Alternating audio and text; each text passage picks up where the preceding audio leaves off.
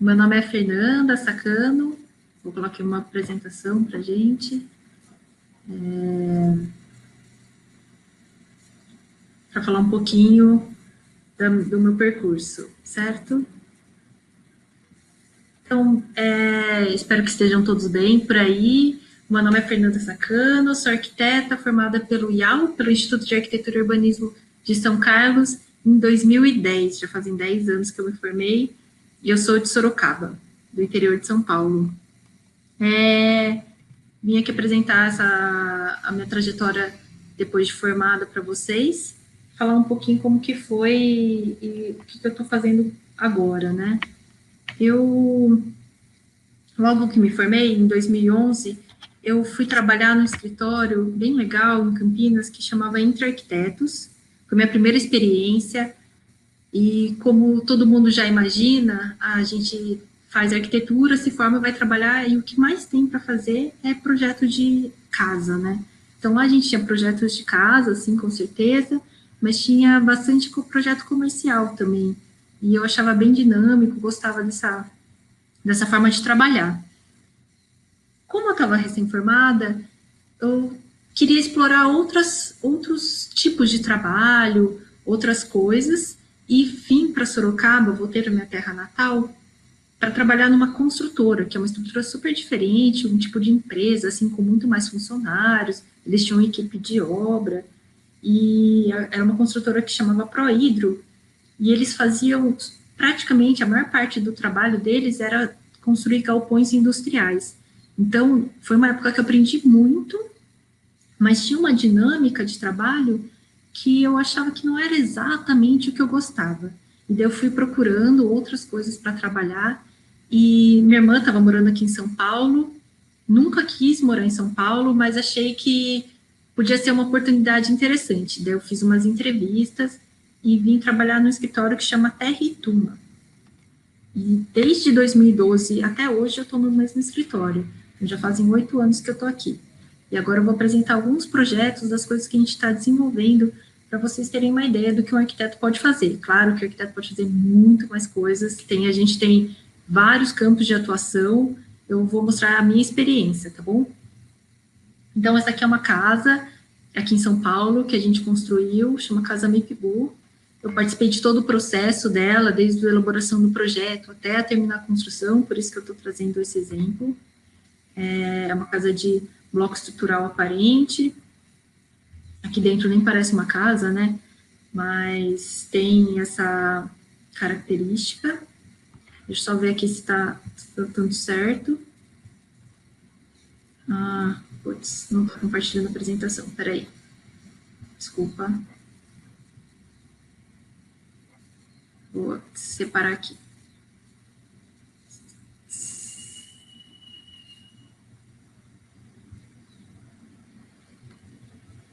Agora foi? Boa. Então, deixa eu voltar aqui na casa que é a casa Mipibu. Acho que agora está indo certo, não? Que é essa casa aqui, um bloco estrutural aparente, e daí aqui é a parte interna dela, tem um espelho d'água. Eu estava querendo contar também que a gente faz bastante casa, desde casas pequenas, como essa casa em Taipa, que a gente está fazendo em Guararema, que a gente utiliza uma técnica super interessante. É uma casa recente, que ainda não terminou a obra, mas também a gente faz casas grandes, como essa da Quinta Tipa, que tem 5 quartos, uma casa mais ampla, com piscina, etc. A gente gosta de variar, sabe? Mas logo que a gente entrou no escritório, logo que eu entrei no escritório, desculpa, eles estavam desenvolvendo um projeto bem interessante de urbanismo, porque isso é uma coisa que é engraçado, né? Porque quando a gente entra nesse curso de arquitetura e urbanismo, é difícil pensar em como que a gente vai atuar realmente nessa área do urbanismo. A gente sempre pensa nas residências, né? Nas casas. Então, eles estavam desenvolvendo esse projeto fruto de um concurso que eles ganharam, concurso de projetos, e como eu não sou de São Paulo, não conhecia a legislação, as regras, tudo como funcionava aqui, eu entrei numa pós-graduação na escola da cidade, que era bem perto do escritório, e esse curso complementou o meu entender da cidade de São Paulo para ajudar eles a integrar essa equipe da Jova Rural, dessa urbanização. Era uma área que tinha bastante problemas, as moradias, muitas delas estavam construídas em regiões muito inclinadas, então tinha o risco de deslizamento dessas casas. Então, nós, arquitetos, junto com a equipe de paisagismo e de todas as engenharias, a gente buscava soluções para que essas casas, o maior número de casas possível se mantivesse no terreno, e se tivesse alguma casa que realmente tivesse algum problema estrutural, alguma coisa, essas famílias seriam deslocadas para novas habitações. Outro problema muito recorrente nessa região norte de São Paulo que a gente trabalhou era essa questão do córrego tá junto com o esgoto. Tinha um problema muito da salubridade dessas habitações que estavam construídas em volta. Então, chovia, essa água com esgoto entrava nas casas vizinhas. Então, além do problema da inundação, tinha uma questão de saúde pública mesmo. Então, o projeto tentava abranger essas soluções de saneamento, isso junto com as engenharias, claro, né? Saneamento, separar o que é água de chuva e água de esgoto. E mais recentemente, desde 2018, a gente tem trabalhado nesse projeto, que já é na Zona Leste de São Paulo, e está em obra agora, por isso que eu trouxe essas fotos. Então, aqui acho que dá para ver, né? Aqui embaixo, nessa área, estão canalizando as águas. Opa, deixa eu voltar aqui.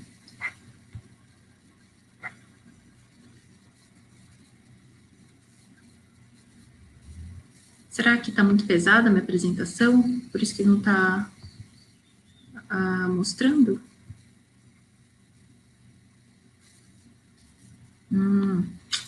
Desculpa, não tinha visto que dos alunos não estavam... O pessoal está falando aqui que está muito pesado as imagens e não está mostrando, no fim das contas. Então, acho que eu estou falando sem conseguir mostrar. Deixa eu ver aqui. Se eu fizer assim, só... Deixa eu recompartilhar a tela.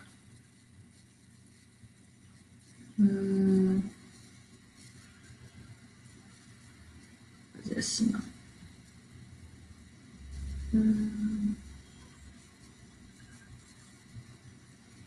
Não.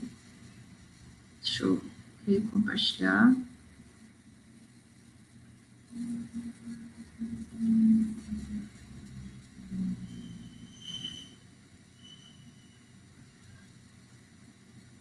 Será que assim aparece?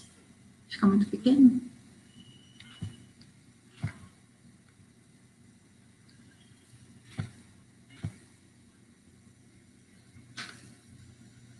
Talvez assim fique mais fácil, não?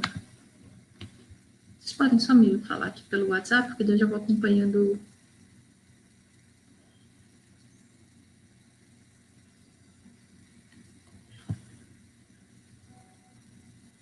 Desse jeito agora, tá exibindo agora? Só para, por favor, me avisem. Ótimo. Daí, se der algum problema, vocês me avisam aqui, tá bom? Desculpem. Tô falando aqui sem mostrar nada. Bom, esse aqui é o projeto de urbanização em obra que eu estava mostrando. E tem essa área de canalização do córrego, e essa parte com grama, e essa área aqui com a contenção. Será que vocês conseguem ver meu mouse também? Só para avisar que, assim, a gente trabalha com uma equipe grande de engenharias, assistentes sociais, por isso que me interessa muito, eu gosto muito de trabalhar com urbanismo. Então, entre essas soluções técnicas de contenção, canalização de córrego, captação do esgoto, etc., entra nós, arquitetos, urbanistas, para desenhar essas áreas de lazer que são tão escassas nas periferias de São Paulo. Como vocês podem ver, em volta, tem uma ocupação muito densa da cidade e não sobra espaço os jovens à tarde irem jogar um futebol à tarde, ou ter uma área para as crianças brincarem, tipo um playground, alguma coisa assim. Então, a gente aproveita essas soluções técnicas, aliados junto com as soluções da engenharia, para desenhar, criar essas oportunidades de criar áreas interessantes para não só a população que mora aqui em volta, mas para o bairro todo usufruir desses espaços de lazer. E como a gente gosta de fazer coisas diferentes, no nosso escritório a gente não é especializado em um assunto só. Tem escritório que faz só arquitetura hospitalar, mas não é exatamente o nosso caso. Então, eu mostrei algumas casas, que, desculpa, acho que vocês não viram direito, talvez eu volte um pouquinho, só para passar rápido. Tipo, essa casa com piscina aqui, essa outra casa em Taipa que a gente está fazendo. Fazemos urbanismo, mas também a gente faz projetos comerciais, como essa loja, a mesma marca, eles pediram para a gente fazer essa loja aqui no shopping do Rio de Janeiro. Para a mesma marca, a gente fez essa loja de rua aqui em São Paulo, que foi uma outra experiência. Pegamos uma casa e reformamos ela inteira para adaptar, para abrigar essa marca, né? Foi bem interessante para a gente. A gente também está fazendo fizemos um projeto em 2016 e ela está sendo executado agora, que é um centro cultural em Florianópolis. É um outro tipo de programa, um outro tipo de cliente, e que também é bem interessante, a gente se motiva, sabe, pensando em problemas diferentes. Aqui é uma ilustração do bloco B, mostrando como que é essa estrutura de concreto, que já está sendo executada com a vedação dela, com esse fechamento em tijolinho. Outro exemplo de outras coisas que a gente está desenvolvendo no escritório, esse aqui ainda não foi construído, mas é um projeto que começou lá em 2015, é um conjunto de prédios bem grande, tem 1.000 apartamentos nesse terreno, aqui eu peguei só uma foto, assim, uma imagem de um trecho, que mostra a relação entre os apartamentos e as áreas livres. Também fazemos prédios bem menores, como esse que está sendo construído também agora em São Paulo. Então, tudo isso que eu estou mostrando de exemplo é para mostrar as escalas das coisas, como a arquitetura pode desenhar solução na escala da cidade, ou na escala de uma casa, que é, vamos dizer, o mais arroz com feijão, né? Mas a gente também pode fazer coisas muito diferentes, assim, né? Aqui mostrando um pouco a obra, de como ela está no momento. E eu vim falar também de como que a arquitetura pode ser importante como desenho de solução para todas as classes sociais, na verdade é isso. Essa casa que a gente fez, terminou de construir em 2015, é um projeto que começou lá em 2011, é a casa da Vila Matilde. Não sei se vocês já viram, tem gente que já ouviu falar, porque ela foi bastante divulgada na mídia em geral, assim, na televisão, mas era isso, vou contar um pouco da história, tá? Era uma casa construída num lote, e daí o filho da moradora veio nos procurar para perguntar se daria para fazer uma reforma ou alguma coisa que pudesse melhorar a condição da casa como estava. Ela era assim. Ela tinha um problema de iluminação, de ventilação, de infiltração, do esgoto do vizinho, de uma fossa que tinha no vizinho. Então, você vê que ela realmente não estava... A moradora não tinha boas condições, né, para viver nessa casa. Além de tudo, e eu acho que era o pior, era a questão estrutural. Dá para ver essa rachadura, né? Então, era muito, além de insalubre, ela tinha uma questão de segurança mesmo. A qualquer momento, essa rachadura podia aumentar e ter um perigo muito grande para a moradora. E a gente teve que demolir toda a casa e construir uma outra, junto com o projeto de arquitetura, junto com o projeto de engenharia, com certeza, para garantir essa estabilidade da estrutura, né?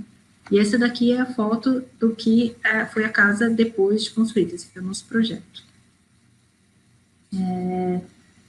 Para melhorar bastante as condições de ventilação, iluminação, a gente criou esse pátio. Essa aqui é uma foto interna, só para ter uma ideia.